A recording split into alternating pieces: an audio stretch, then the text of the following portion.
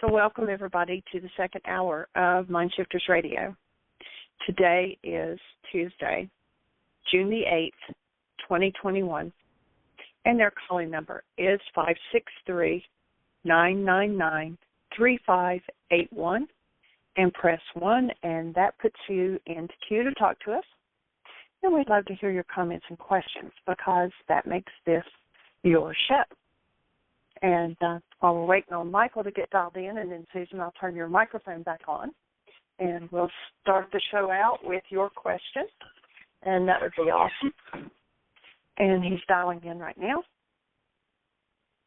So, okay, give him just a moment.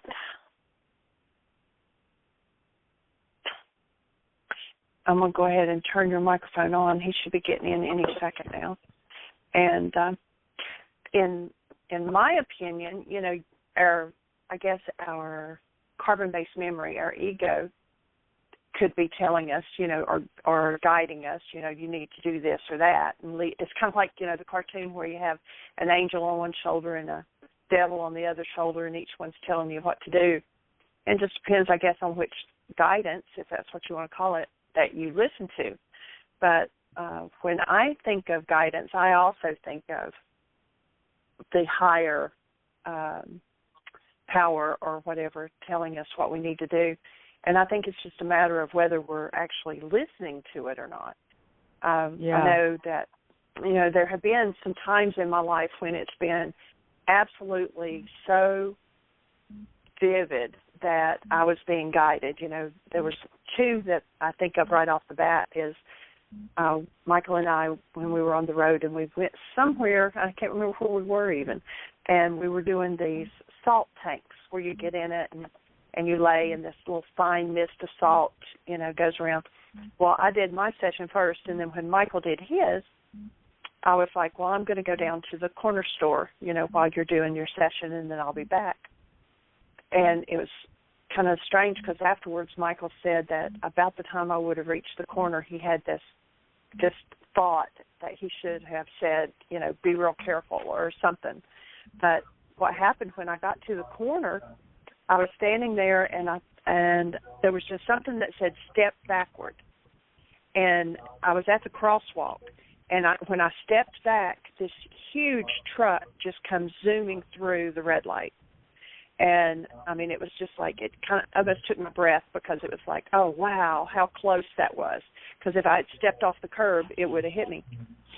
And then there was another time that I was taking people back to the airport from Heartland after an intensive, and I was driving down the interstate, and I was getting ready to pass an 18-wheeler. And, again, it was just like back off and get behind him. And just about the time I backed off his retread, you know, where they have their tires redone, big piece of rubber come flying off of that tire. And if I'd kept on going forward to pass him, it would have hit the side of the van and probably wrecked us. And so, I mean, those are two times that it was just so vivid that I was listening to a different voice other than my own. But, you know, I think that there are stories. Yeah. But then there are other times that, you know, I've done something and I can convince myself that I was told to do that, and the result was not favorable. And so I knew then that I was listening to the wrong voice. And so Michael's in with us now, and I don't know if you caught enough of the conversation. We're talking about what is guidance.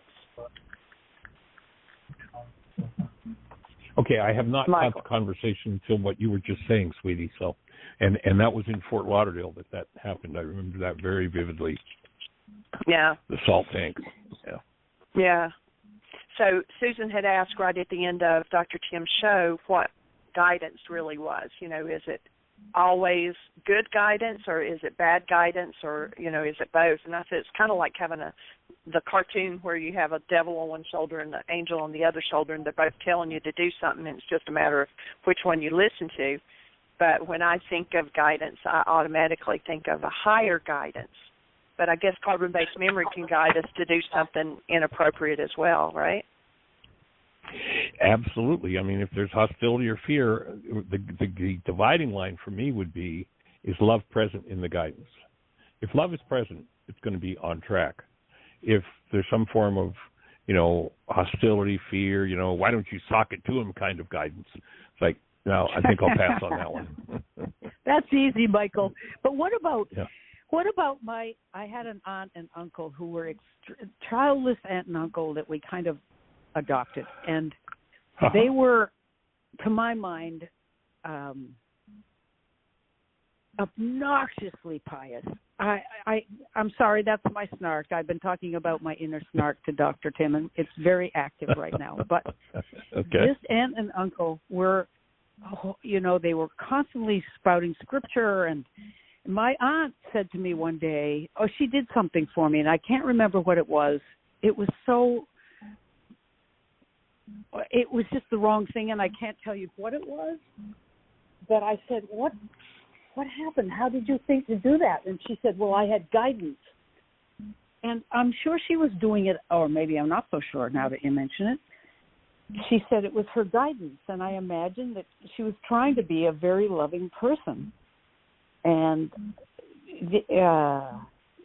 so I got suspicious of the word guidance, and I began to write it off,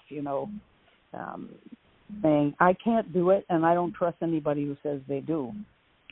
Then the other day or something I read, Dr. Tim or somebody said, we are getting guidance all the time. And, of course, that's true in the most basic sense. Somebody said, it's time to go to the grocery store. That's just your planning. It's just your life and that sort of guidance. But what Jeannie was talking about, I've had a couple of those experiences, too, where it was just this visceral move aside right now. And it saved a couple of lives. And those don't come very often. So I was just asking Dr. Tim, about his take on what guidance was. But I like what you say about if it comes from love, and I think my aunt was coming from love. That doesn't mean, you say it always hits the mark. I'm not so sure, Michael, but maybe you can argue with me about that. I'd like to hear what you say. Well, my take would be, does it come from love, syrupy, I love you, or does it come from being? When I'm talking about comes from love, I don't mean the syrupy, American definition of I love you, but rather is it coming from being. One of the things we do, and it's actually been a few years since we've done one, we do a 9-day intensive called Intuitive Development. And in that 9-day intensive, you're paired with a partner. You're with the same partner through the whole 9 days. And we do exercise after exercise after exercise after exercise to practice listening to guidance and then getting live feedback in the moment. Like you say, those kind of life-saving things don't happen that often. So really spend time with when one of those came through that you knew was accurate, and what was your feeling, what was your sense of it. And that will help in the future. But in the 9-day, by the end of the 9-day intensive, I know when I'm getting accurate guidance, and I know when it's off. I know what it feels like because I've practiced with it. And that's, can be really helpful to have that practice. I said, gee, I thought you were going to do blah, blah, blah. And they're like, how did you know? I haven't told anybody that. Oh, I know that. I was being guided with that. And then when I offer something and they're like, nah, that's not it at all, then, just I get a sense of when I can really listen to my intuition and trust it. Mm-hmm. And it's that higher faculty of intuition that comes from being, from the soul. So it's another channel of information coming in. I hear things, I see things, I feel things, I taste things, and when it's accurate, when it's on track, I know, and when it's off, I can tell. But it does take some practice to do that. Yeah. That's why oftentimes you'll hear me say to somebody when they have, an opening experience where something's really on for them, I suggest, okay, so really detail that in as much detail as you can. Every sensation, every aspect of yourself, really detail that. And then in the future, when you're off base, you can go back to, this is what it feels like when it's really on track. And I should be listening to it. So it's building the brain. It's like everything else. It's building the brain cells. And the rule of the 3 Ps, practice, practice, practice. And it's practice that develops discernment. And discernment tells me, is this accurate or is this just my mind making it up? Yeah, and I bet sometimes we don't know, Discernment's definitely something that develops with practice. Yeah. Well, the other thing I was talking about to Dr. Tim is that as a result of this guidance thing, my inner snark was very active whenever I hear the word guidance. My inner critical Sounds like person a worksheet comes to me. out. Yeah. But I wanted to say person who appears, and this is called a midwife, Nurse Crane. She seems to be able to have a loving heart, tremendous goodness, but a kind of crusty snarkiness too. Right. Especially at the beginning. You identify with her? I do. I do. But I admire her and I love her so much. I love the whole thing, including the snark. So there's something about keeping the snark. It's complicated, Michael. I don't know what to make of this, but... Well, and your snark may be giving you guidance, so listen to it. Okay. All right. That's a lovely idea. That may be the way it's going to come through your mind. But is there love behind it? As you see with Nurse Crane, she can tell when somebody's in trouble, she's there with love present. Otherwise, she can be, as you say, a little crusty, a little offensive. So is there love behind it is really the key. That's where the truth comes from. Yeah. And, one of the things since our workshop on Sunday, and then I shared yesterday the idea of being able to speak out of actuality rather than perceptual constructs. And what I'm realizing is that what the responsibility communication does is it moves us out of the construct about how you did it to me and blah, blah, blah, blah, blah, the whole false thing, and drops us into language that takes us to actuality, which oftentimes, of course, leads us to, places where there's a lot of work to be done because we're now touching into actuality rather than playing out of the cover story that projects. That's great. That's a good connection. I like that. Yeah, it was a new one for me, and very. It's just fitting in. It's kind of like I'm getting a new picture of the whole body of the work, and that piece just kind of just locks right in, and there it is.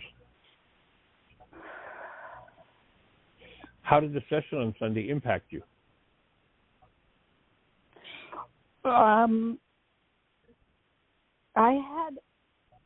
It was complicated. I had some work to do afterwards. Yeah. It was a good session, but I felt as if I could have done a piece of work right in there on that show, and I just wasn't willing to right then, and it didn't feel safe to me, and that's my projections. It isn't that you weren't safe. It seemed to... somehow the radio show, since nobody can see me, it reminded me of a time when I was concertizing a lot, and I had this wish that I could play my concert behind a screen so no one could see what I went through to produce the sound that I wanted. And it was sort of like that, feeling too exposed. I just didn't want to do it. So, but Magda's work and the clarifying, it was good. But my snark came out a few times, and I won't even, it's my work to do, but certain, I get triggered by some people's remarks, for instance. And, boy, it just showed me I have a lot of work to do, basically. So, yes, it was very fruitful, put it that way. Yeah, from my side, the re-presentation of the responsibility communication was a whole new way of thinking about it. And so for me, it kind of felt a little bit disjointed because it was such a different take on what, I've been presenting on that topic for 25 years. And what the process with Magda opened a whole different way for me to look at it, and I'm still working on learning to language that experience. Well, that's all right though. So it was disjointed. I mean, it was a working session. Yes, it was a working session for sure. Yeah. I know. And I was going to go back and refine the page. Originally the instructions are one page, and it's now 3. Yeah. And I was going to go back and refine it, but I think I've been sort of, tapping into it. I think I'm going to send it out the way I presented it on Sunday, and then just ask for feedback so I can move into clarification. That's a good idea. Text the next and level. I was glad you hadn't tried to issue a new one before this session, because there was so much new stuff that came out during the session that it would change it again. So yes,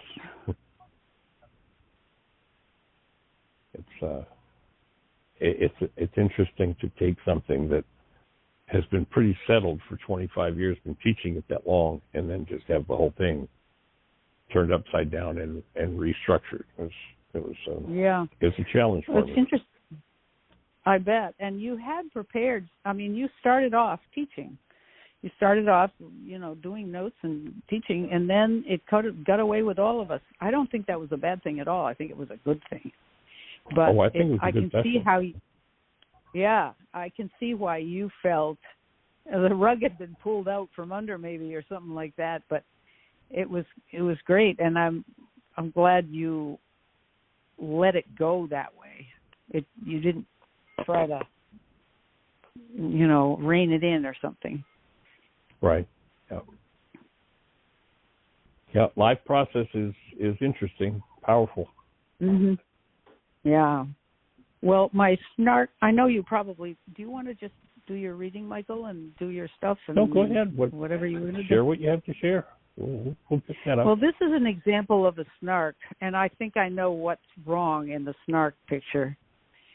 There's a couple, I was telling Dr. Tim on the radio show, there's a couple who, when they came to school meetings, parents of one of the students, and I would attend the meetings sometimes in place of John and April, my son and his wife, because they were working.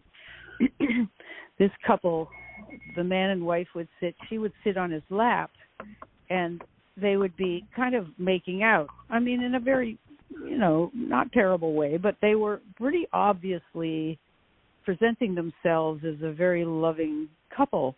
But I also knew from my son that there was a lot of trouble between them, and they were having trouble at home. And so my snark comes out. Instead of saying, look at that couple, they're so scared that people might find out that they're not getting along, that they're putting on a show for us. Of course, I'm assuming even that. Maybe they weren't putting on a show. Maybe they really were sincere, and they felt the way they felt. And, the whole... Anyway, my snark, my critical, I wasn't even present. I was so conscious of this couple, so I had a lot of homework to do on that one. That's what I mean about a snark. Sounds like they showed you every issue you've got around intimacy. Yeah. Right, and that came up during the session, I forget just how, but yeah. I won't go into it now, but yes, you're right, Michael. Ouch. And you remember the last time the conversation came up about intimacy, that the suggestion was that maybe there's some work to do there, and you were more comfortable just forgetting about it. And what that said to me at the time, and I think I shared it, was kind of like, well, you could leave that energy in your body, or you could process through it. So it might be an invitation once again to move back in that direction and clear out what inhibits and what hasn't been resolved. I have been doing that, Michael. In fact, that was some of the stuff that came up in the session. Yeah. It's good. It's like grinding ground floor work that I don't really want to do, but I'm already having to do it. Yeah. Well, and you come from a generation more so than, the the way the generations are being brought up today, but you come from a generation that whole conversation is such a no-no, and you just don't go there. But, everybody goes there, but you have to be secretive about it. You have to hide it from yourself even, as opposed to just openly, willingly going there and cleaning up whatever's of a disintegrative nature. Yeah, and there's some serious stuff in there. Yeah. All right. Time to go to work on it. Oh. All right. Carry on. All right, young lady. We appreciate you. I appreciate you, too. And I'd love to, blessings. Maybe I'll email. I had a couple of questions about your, Jeannie's fundraiser on Facebook, but I don't know if this is the place to ask about that, how things are going, or we can email each other if that isn't. Whatever you like, Jeannie's here. Ask her. Hey. Okay. Hi, Jeannie. Hi. Yeah, you had a family fundraiser, and right. How did it go? And was it successful? And is everything okay? I began to worry a bit. I appreciate your donation, and there's actually I had just put a limit. It asked you to put a limit on it, so I had just put one of $2,000, and I got $1,490. So I think that's good. I mean, that's $1,490 more than what I had. So it's and everything's okay. It's just there's expenses and we've got some income coming in and of course Dad buys a lot of the groceries, but it's just it makes it a little bit challenging not having a steady income, and there's bills to pay, and the app is ended up costing me more than I had anticipated just to have it redone, and so just to help things out here, and so it's much appreciated. But I think it's very successful, seeing as I got that much. I mean, I think it's awesome. Well, good. And thank you again for your part in it. You're welcome.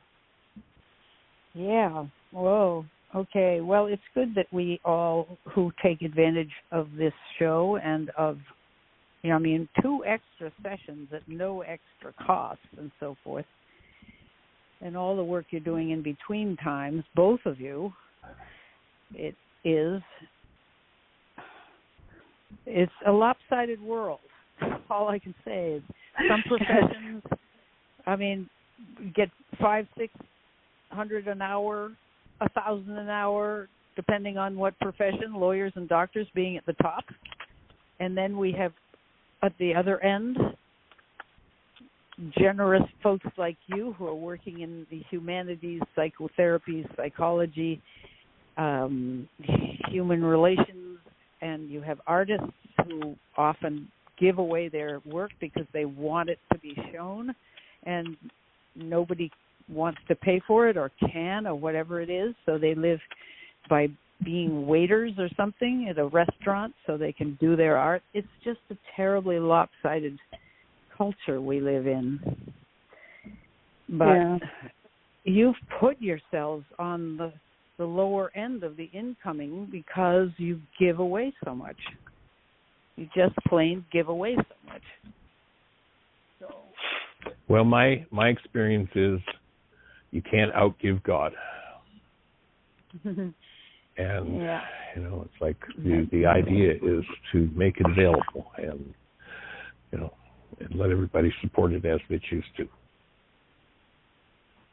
Well, that's wonderful. And it did, when we abruptly made the change from being on the road for, 30 weeks and having Heartland open for a couple of months. It certainly abruptly changed things when, first of all, we stopped traveling, and then with COVID, Heartland shut down. So definitely put a dent in the cash flow.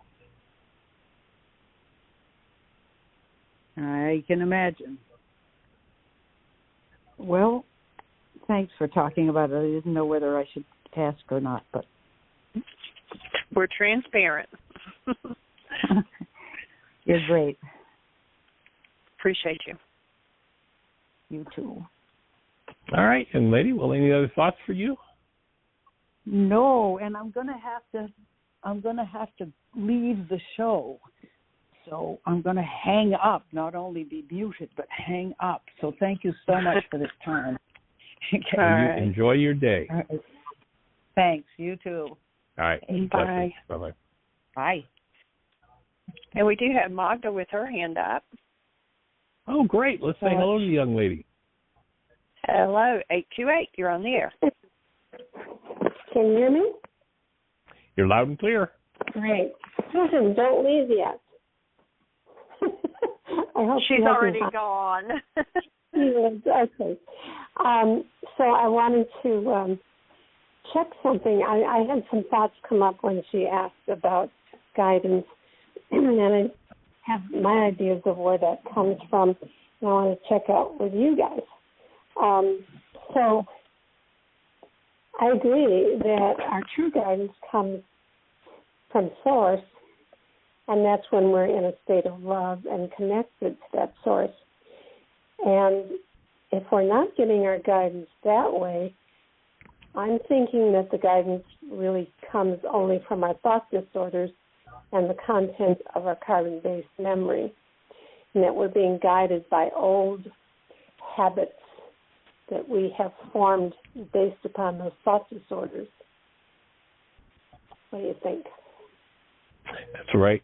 That would be my take exactly. And that in projection communication, we're communicating about our perceptual constructs, which transparently integrate all of our thought disorders. When moving into responsibility communication, I'm dropping down below that, and I'm now starting to deal more with the actuality of the energy patterns that are driving me.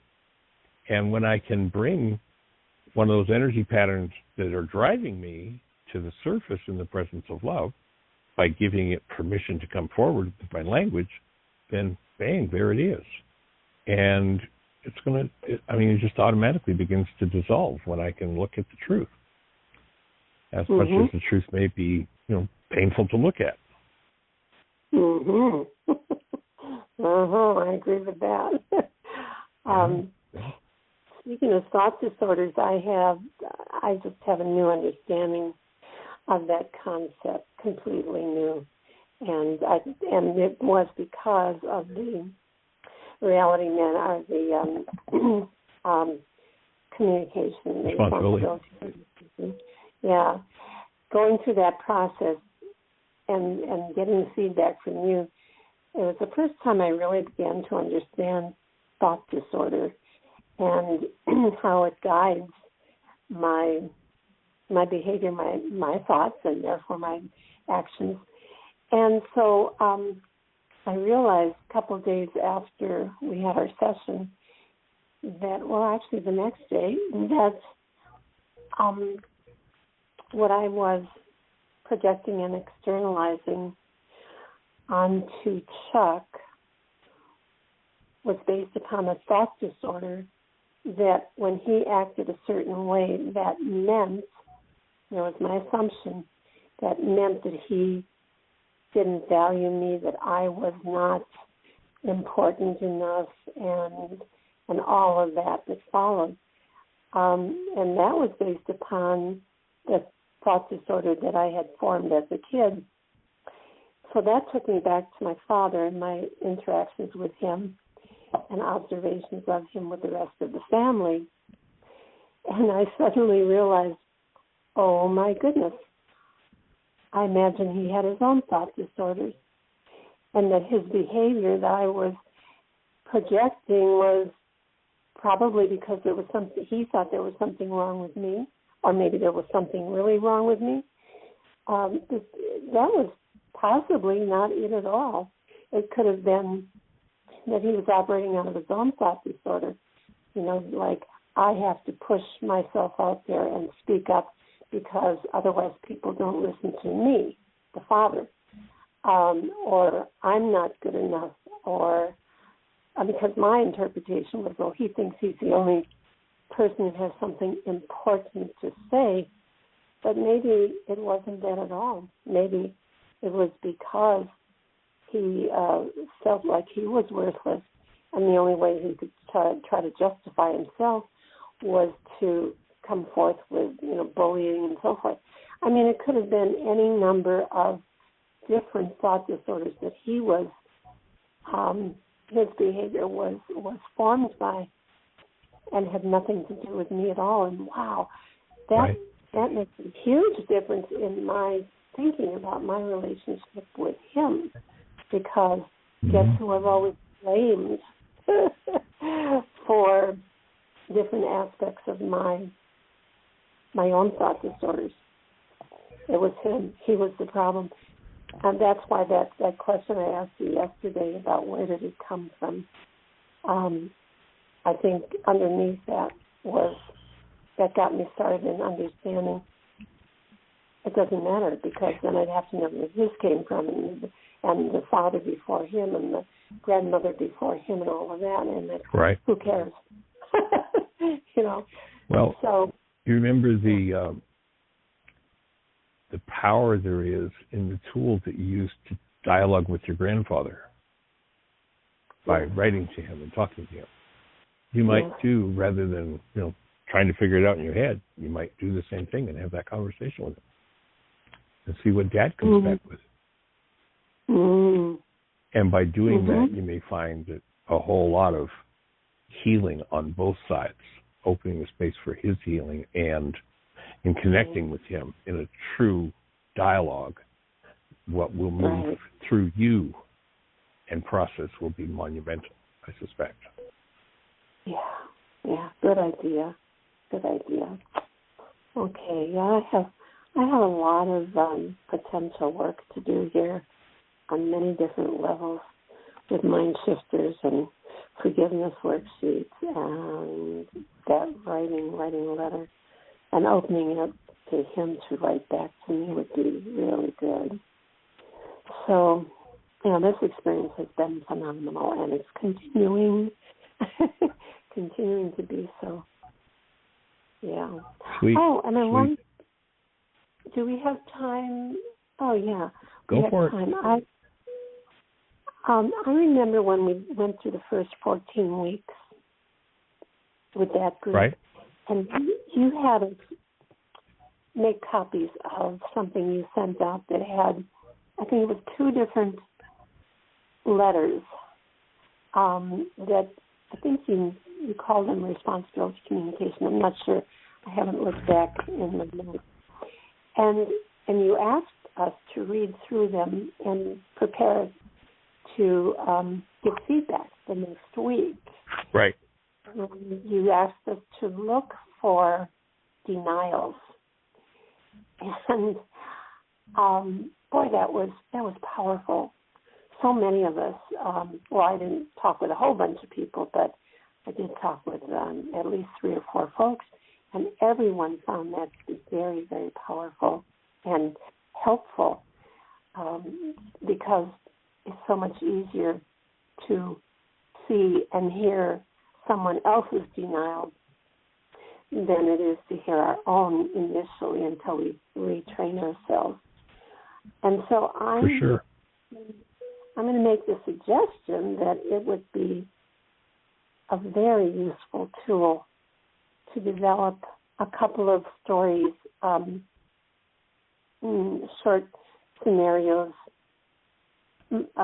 responsibility communication scenarios that had some problems that were like mine, where I was definitely making projections and assumptions, and do the same thing with that. Give the students the copy that they can make, and then have people take a look at them individually, and then come back and discuss it as a group. I think that would be a marvelous learning for all of us. So definitely. Good thought. I'll make sure to do that on the next level. Hey, that'd be great. Okay, well, I know that as time goes on, I'll probably have more to report, but that's my biggie for right now, realizing, oh yeah, my dad had his own thought disorders. that was just huge. Yep. Yeah, yep. So thank you. And the other thing that insight will do is it will tend to bring forward compassion for him. Yeah. And compassion for him will open a whole other piece of your mind. Yes. Yeah, that was the immediate experience that I had when I realized that. It's like, oh my gosh, I've been accusing him all of this time of being the problem, the creator of my problems. And so I felt an immense amount of compassion when I realized that he had his own problems, he had his own distortions of his thinking, and compassion. Very good. You picked up on that, Michael. Yeah. And it might be useful to really dig back into that and look at the goals that you had for him. Look at all those accusations and the goals you had for him that resulted in those accusations, and start working on doing worksheets on canceling those goals. Over the years I've done some of that, but I believe that even working with the same goal right now would be quite different. Yeah, and look at the goal for him to have, realizing that he was imperfect, as we all are, looking at and canceling the goal for him to be perfect, for him to provide you with what you thought he should have, and realize that his deficiencies didn't leave room for that, for him to come forward through that. And as you process that, you'll find that those deficiencies in you will tend to disappear and empower you on the next level to open up through your imperfections. Mm-hmm. And that to me is what's... say it again? What do you mean, my imperfections? You must be kidding. Yeah, you know what I mean. Well, I know there are only one or two little tiny ones, but...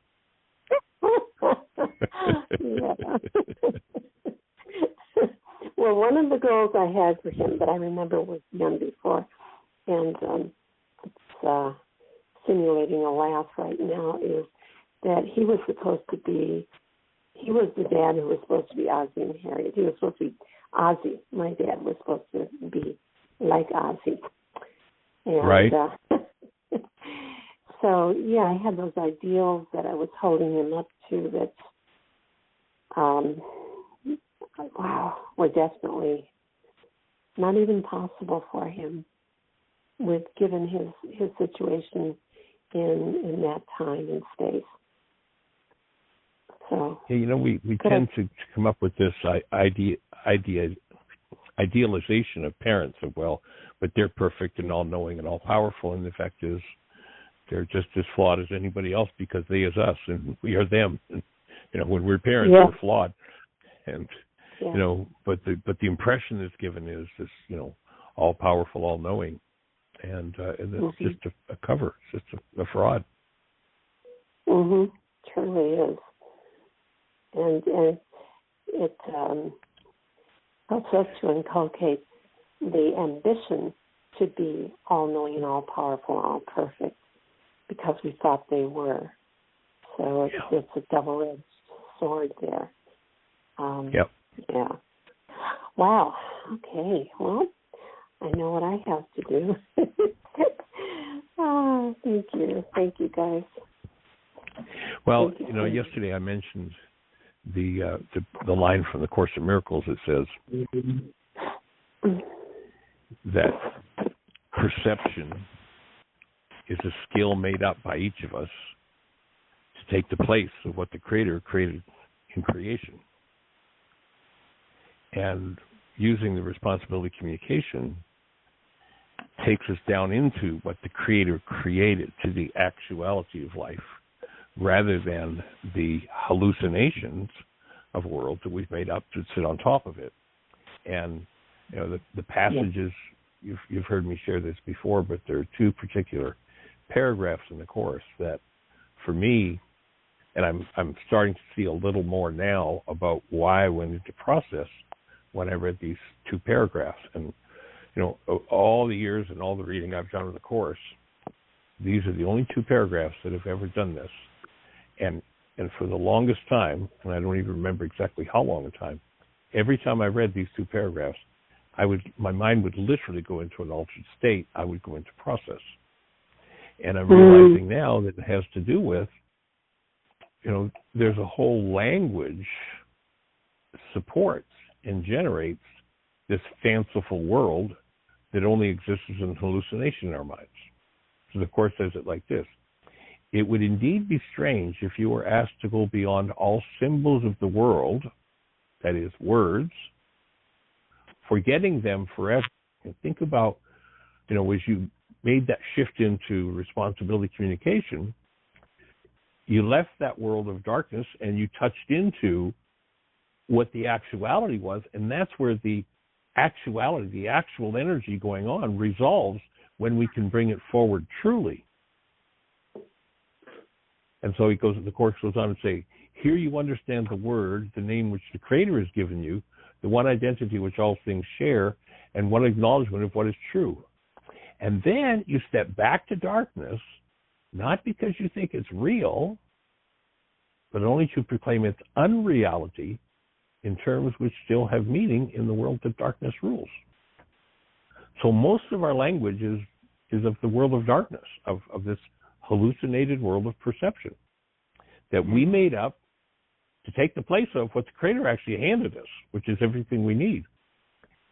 And it makes the space when we can shift to that language and stop using the language that supports the hallucinations, that the actuality emerges. And if the actuality was traumatic and painful, in telling the truth about it, process the painful and move through it and let go of the trauma that otherwise I speak in a way that tries to keep the trauma under the surface so I never have to look at it. Absolutely true. Yeah. Wow. That's pretty interesting idea of realizing that these words are not the truth. And after we get to that place, then to incorporate them, to be able to talk to others and help others understand. They become a tool rather than a distortion for our own mind. Exactly. Neat. To proclaim its unreality in terms that still have meaning in the world that darkness rules. But don't be fooled by it. And basically, if you listen to the show, what happens in virtually every conversation we have with anybody that we're talking with, what are we doing? Somebody's got a story. We then proclaim the unreality of that story and step into, so what's underneath it? What's the truth about it? And when I can surface the underlying hidden part that my whole perceptual mind wants to keep out of view, then I can process through it. Otherwise, I just keep shifting around the story in the world of darkness. And, sadly, most people live their whole lives in the world of darkness, the world of projected perception.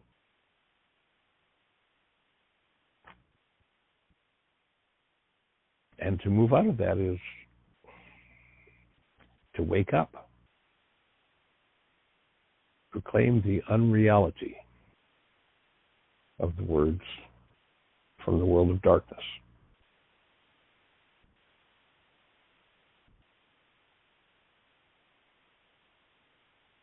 Are you breathing?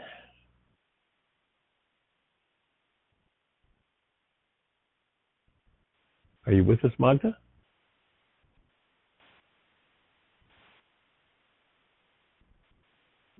Did we lose Magda, Jeannie? Here I am. Oh, there you are. Here I am. Yeah, I had muted so that I wouldn't be interrupting you when you were talking. Oh. So it seems to me, and I'm feeling rather that my words will probably not be adequate right now, and yet I want to express them because that'll make this whole experience more real to me as I learn more about it. Anyway, with the responsibility communication and the awarenesses that came from doing that whole process with you guys, I feel like I have gone under the surface that I had been playing with before. That when I did worksheets on my family, myself, you know, the whole being perfect thing, all of that jazz, it was really picking around at the surface, and it certainly helped because I got far enough in my development to be able to go deeper. So that's cool. And now I do feel like, wow, I am so much deeper into seeing what was underneath. And so anyway, that's the kind of awe that I'm experiencing right now. I'm with you. Yeah.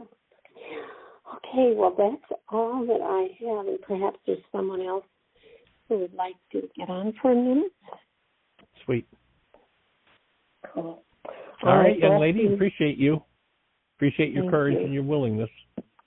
And I appreciate you so much, and Jeannie and everybody else who's doing the work. Okay, blessings. Bye-bye. All right, blessings. Bye-bye. Well, Miss Jeannie, we've got about 11 minutes left. Do we have another hand up, or shall I go ahead and read? Are you mute challenged, Jeannie? Are you with us? Oh, you know what? I got kicked off a while ago, and I had to dial back in, so I didn't unmute myself on the switchboard. Okay. There's no other hands up, and we've got about 10 minutes, so go ahead and do your reading. Cool. So we are on, for those who are reading along with us, page 77, the bottom, in the chapter on Off the Mark. We've been talking to the character in the book, Richard, about blockage of truth, about the fact that the word sin is simply an archery term that means off the mark. It's got nothing what the Greeks told us about how guilty we are and all the garbage that goes with it. And Richard is starting to see past some of his own blocks, some of his own blockages, and opening to new information coming from his mind. So he says threat, fear, guilt, manipulation, confusion, and overwhelm are disintegrative energies. Pardon me, I'm saying this to him. Are disintegrative energies that are at the root of most disease processes. The fact that there's a time delay between engaging in a destructive behavior and the diseases that are sure to follow hides the cause-effect relationship between the two. It is then easy to blame our diseases on outside forces like bacteria, viruses, and the like. More blame and projection. And Richard replies, well, I can hear myself making excuses for my diseases. I caught the latest bug. I couldn't possibly be anything I've done, he reflected, tongue-in-cheek. And then there's a key thought at this page in the passage. It says, it is your mind energy that is responsible for the condition of the tissue in your body. Louis Pasteur's final conclusion on disease: the germ is nothing, the terrain is all.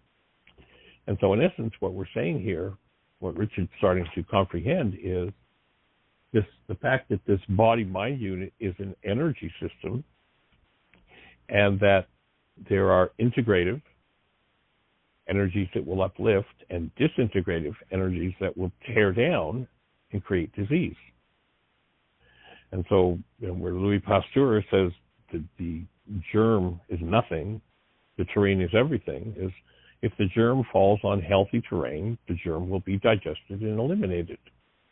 If the germ falls on weakened, diseased terrain, because one has weaken themselves through hostility, fear, rage, guilt, grief, drama, trauma, junk food, junk thinking, junk living, then they've weakened their terrain. And, there's an old saying that if you feed them, they will come. If there's a lot of decay going on in tissue because of the disintegrative energy patterns that we hold to, then there's a food supply for the bacteria, for the virus, for, the fungus, whatever it is that's growing. So if you stop feeding it, in other words, if you clean up the energy system and you engage only in what is integrative to the system, then you'll find that the whole game changes. And that we have a whole lot more to do with creating our diseases than we've been taught. And therefore, we have a whole lot more power in healing what we call our diseases. And healing looks like, what qualities of energy have I engaged in based in hostility or fear that have degraded my terrain? And what do I need to process out? As we've been talking with Magda, the perceptual mind, when we're thinking about projection communication versus responsibility communication. Projection communication is, look what you've done to me, and this is your fault. Responsibility communication is, oh, here I am once again in this same old boat, and I don't like it. And so I'm going to start to look at the truth of how I got in the boat. What is it I'm engaging in that takes me into a dis-ease condition? Am I willing to face, what is it? Rage, fear, hate, vengeance? Am I willing to face that energy, hold it in a mind connected to love and process through it? Or am I going to keep pretending that it's all somebody else's fault? And as long as I keep pretending that it's somebody else's fault, I have to hide from myself the part of my mind that's most in need of healing. And when I tell my mind to hide that part of me, what is telling the mind to hide a part of me look like? So let's say I'm in anger and I say, you made me really angry. What I just said to my mind is, so mind, you are no longer allowed to tell me the truth that I'm the one who's angry, which of course would mean I could resolve it. You have to tell me a lie. And the hallucinated lie that you have to tell me is that somebody out there did it to me and it's their fault. So I create a whole hallucinogenic world where the truth is hidden and I get to see a fantasy. And when I try to communicate out of that fantasy, out of that hallucination, I'm always communicating a lie, and I will never clean up my mind. When I start to shift out of that mode of operation, that you made me, and start to own, here I am again, feeling this sadness, this grief, this rage, this loss. When I can take a breath and give my mind permission to show me that that's mine, then my mind will begin to show me things that, for most people, when they start to look, they're like, wow, I never knew there was such things going on in my mind. And it sure doesn't feel good to touch into it on one hand, but on the other hand, I can feel the energy shift happening because I'm finally looking at the truth. And here's what occurs. When you bring the truth to love, if the truth holds pain, pain heals. The energy dynamic is changed, and healing occurs. So, in essence, that's what we're here to support. That's what we're here to make available on a global scale. Functioning as human beings out of the active presence of love and making sure that our minds are powered by that active presence of love 24/7, 365. And so that's where we're going with this work, and we're honored and delighted that you're along with us for the ride. And we're down to about 5 minutes, so we've got time for another conversation. If somebody out there has a thought, question, an answer, push 1. Let's have a conversation. If you happen to be on one of those stations where we can't see you, that means that you can't communicate with us directly. And if you call into the show using the number 563-999-3581, you'll be listening to the show directly on your phone. And then if you push 1, through the magic of technology, that puts a hand up in the phone queue, and you and I will be having a conversation. And I would love to have a conversation with you. How can we support you? What's on your mind? So, Miss Jean, do we have anything happening in the chat room or anybody in the phone queue with a hand up? No, it's all quiet. We are down to just under 3 minutes. I'll just add that. Oh, go ahead. No, go for it. Please, sweetie. I was just going to say, during our process, I don't know if I said this the other day when we were talking about it, but what I realized was that it was almost like I was a split personality, and there was part of me that when it went into fear, then the other part of me came out roaring like a T-Rex to protect myself. And so I've been doing some worksheets around the T-Rex. Uh-huh. And how's that processing? Oh, good. It's good. That's just realizing, it just is a part that needs to be healed, and we're working on it. And yeah. Sweet. Well, it's amazing when we can shift the language, realizing that the perceptual mind receives its instructions from language, and when I'm in the T-Rex mode of look what you've done to me, my mind has to show me that you're the one who did it. When I come out of the T-Rex mode into responsibility and own it and say, well, here I am, I've been through this experience 87 different times with 42 different people, then I can start to open to the root thought disorders and bring them forward and heal them, and just everything changes. I mean, everything. Quite amazing. So thank you for joining me on this journey, dear heart. Awesome. Absolutely. Yeah, we're blessed. We are blessed.